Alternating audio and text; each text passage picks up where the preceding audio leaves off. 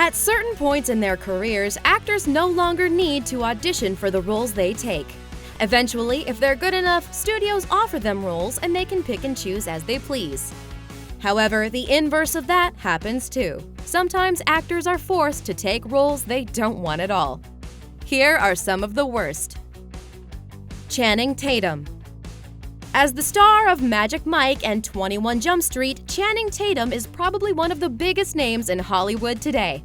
So it may come as a surprise that he hated acting in one of the movies that helped him become so well known, G.I. Joe: The Rise of Cobra.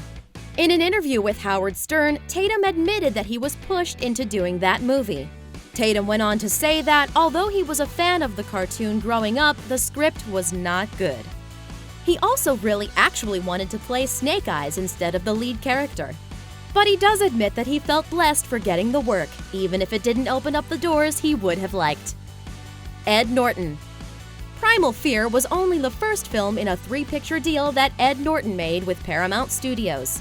It initially wasn't a bad deal because the film got him his start, and an Oscar nomination too.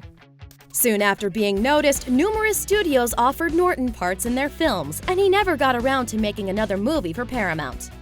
Finally, Paramount took action, and in order for Norton to appear in Fight Club, he had to negotiate a new deal with the studio. Another 3 years passed, and Norton had yet to agree on a film he wanted to do, so the company offered him the Italian job. After Norton told the studio that he didn't want to do the film, the studio politely informed him that he had to do it, or they would sue. Norton complied, taking the role, but he refused to do any promotional work for the film, obviously a bit angry about the situation. And you wouldn't like him when he's angry. Natalie Portman. By the time Natalie Portman agreed to appear in Thor, Marvel Studios already had big plans. They were signing just about every actor who appeared in their movies to multiple movie contracts. They had even signed Samuel L. Jackson to a multi-picture deal, and his first appearance as Nick Fury was only a cameo after the credits of Iron Man. Portman must have missed this part of her contract, as she later wanted nothing to do with the Thor sequel when it came time to film it.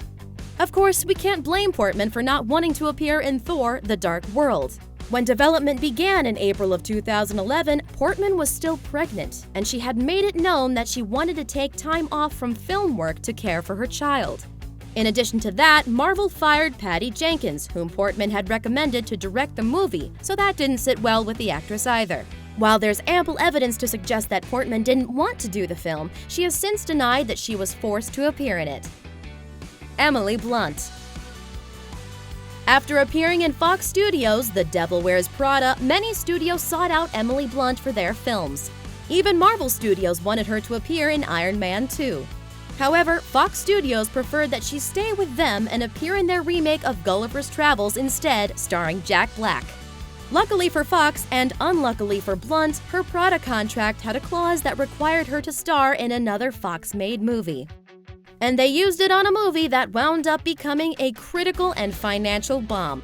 Fortunately, Blunt's career wasn't damaged too much by this movie, as she has gone on to make many successful films since then. Keanu Reeves.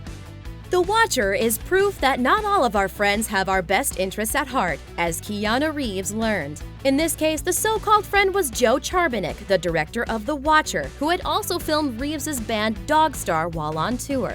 Shortly after Reeves' huge success with The Matrix, Charbonnick allegedly forced Reeves' signature on a contract to appear in his serial killer flick. Rather than deal with a long and costly legal dispute and unable to prove the forgery, Reeves appeared in The Watcher. Once the movie was released, Reeves did nothing to promote it, but for 12 months, he was contractually prevented from talking about how he got involved in it. However, once that contract was up, he didn't hold anything back, saying, "I never found the script interesting," and revealing his damaged relationship with the director. Whoopi Goldberg. After her success with Sister Act 2, Back in the Habit, Whoopi Goldberg was riding high when producers approached her to star in their movie Theodore Rex. At the time, Goldberg orally agreed to appear in the movie, but over the next 2 years, something happened to change Goldberg's mind. Our guess? It was probably the animatronic talking dinosaur.